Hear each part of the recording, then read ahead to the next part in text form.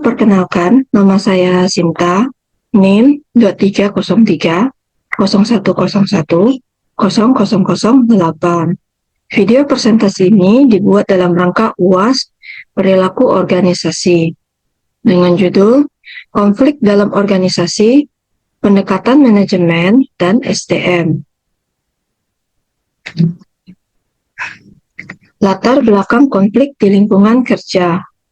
Konflik di lingkungan kerja merupakan dinamika yang tidak dapat dipisahkan dari kehidupan organisasi, terutama dikarenakan perbedaan kepribadian, latar belakang, tujuan, serta harapan karyawan yang menimbulkan ketegangan.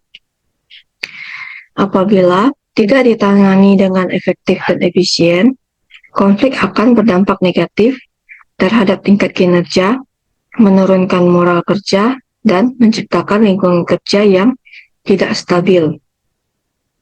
Namun, dengan pendekatan efisien dan tepat sasaran, konflik yang dikelola secara positif dapat meningkatkan proses kerja, meningkatkan standar komunikasi, serta mengoptimalkan kompetensi kepemimpinan.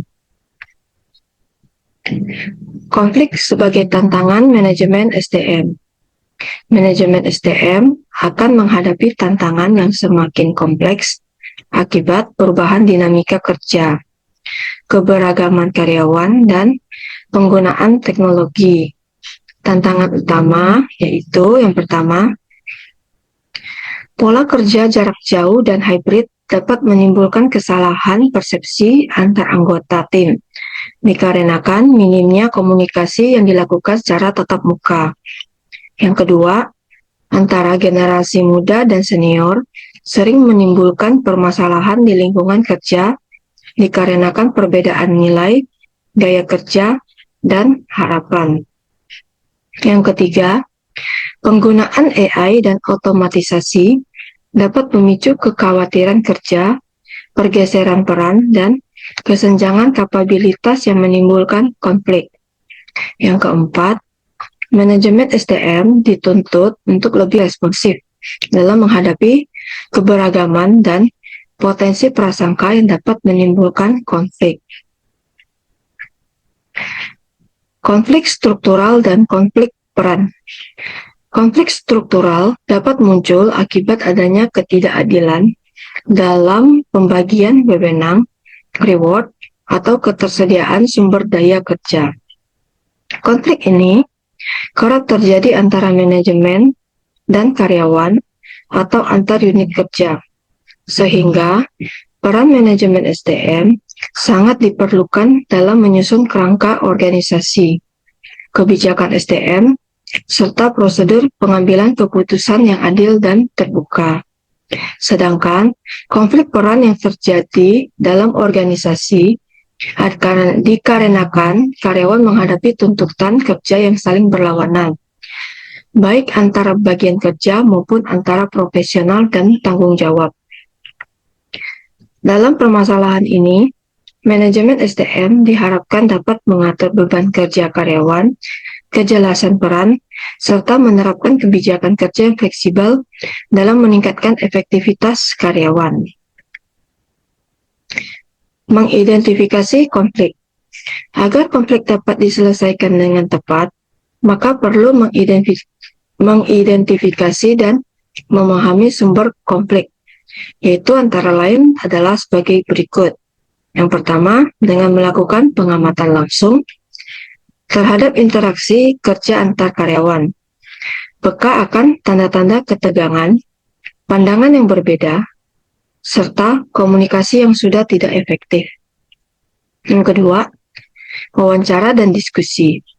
Melakukan wawancara dan diskusi yang dilakukan secara pribadi ataupun kelompok guna memahami potensi konflik yang terjadi.